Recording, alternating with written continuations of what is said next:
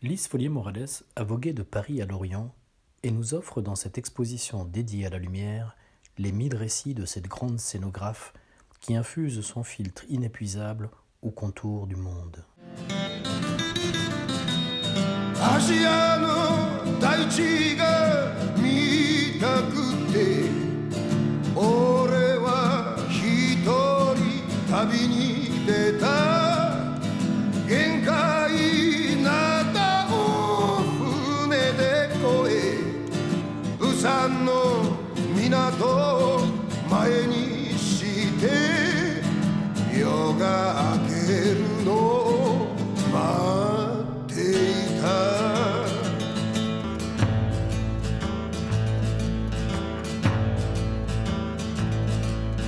村の役場にすぐ行って親父の戸籍を聞いてみた言葉のわかるおばさんが優しく通訳してくれて親父の戸籍が見つかった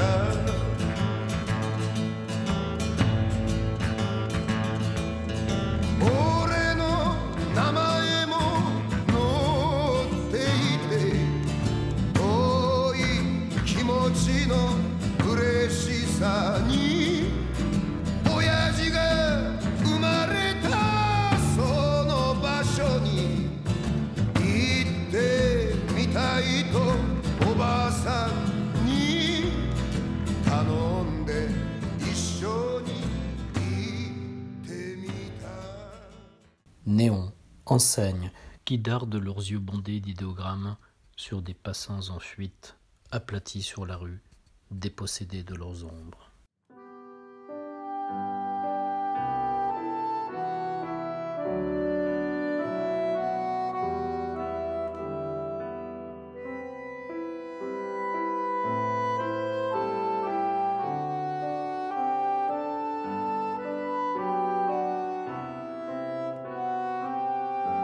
Puis, pastels et gravures comptent les jeux sur fond très sombre. Façades parisiennes aux allures soudain médiévales, crénelées de cheminées machicoulis, tantôt fardées, artificielles.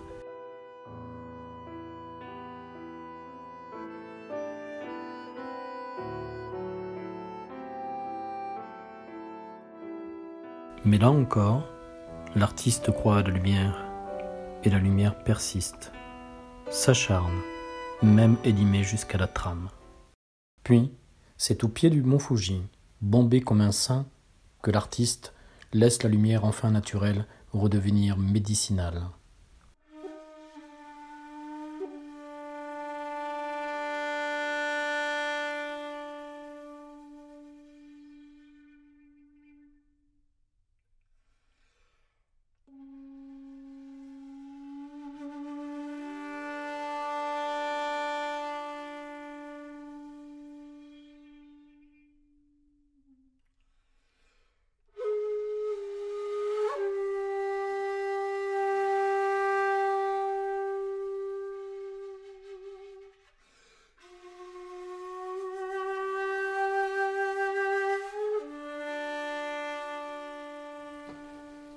Ça, c'est une planche perdue du mont Fuji et c'est à 4 passages de couleurs.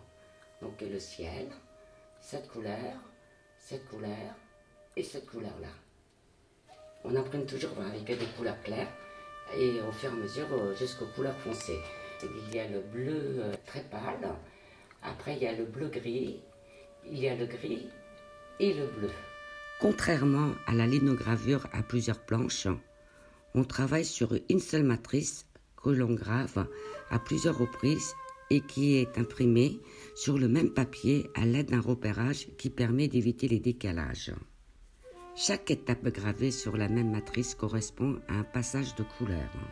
Dès le départ, l'artiste doit savoir le nombre de tirages souhaités, car au fur et à mesure que le travail avance, on doit éliminer la partie de la couleur qui vient d'être imprimée. C'est pour cette raison que ce procédé est appelé la gravure à planche perdue. Si lors du travail, l'artiste commet une erreur en évident, la matrice est perdue et il faut alors recommencer tout le travail sur une nouvelle matrice vierge. C'est très risqué, mais moi je compare avec la vie. Lorsqu'on vit la vie, quand on veut qu'elle soit réussie, on est obligé de prendre aussi des risques. Donc la gravure, c'est aussi les risques. Donc voilà, ça représente ça. Plus que tout autre, cette technique demande beaucoup de concentration et d'attention. La gravure embrase la montagne emblématique d'où la neige s'écoule comme un lait, parfois en bleu de Chine, sous la guépure de glace blanc geisha, rehaussée d'une ramure de pin mimant des profils de dragons. Ailleurs, en sang, cerné d'un liseré pâle comme l'envergure d'un grand oiseau maigre, parfois lacéré de lianes noires comme des cailloux coulants. Dépoli, presque aboli, neige sur blizzard, vieillard dans un voile à peine perle, atone et éteint.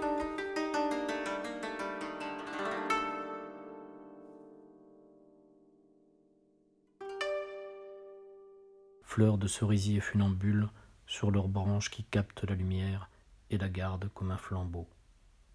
Celui-là même, que fragile et fugace, lisse foliétant aux visiteurs dans son œuvre et qu'on appelle parfois l'espérance.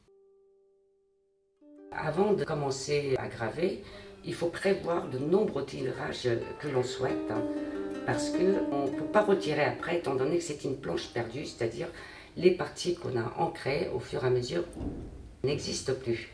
La seule couleur qui existe, c'est la dernière couleur, c'est-à-dire la couleur la plus foncée de l'image. Donc ici, c'est la couleur bleue, ce que j'appelle le bleu Yves Klein.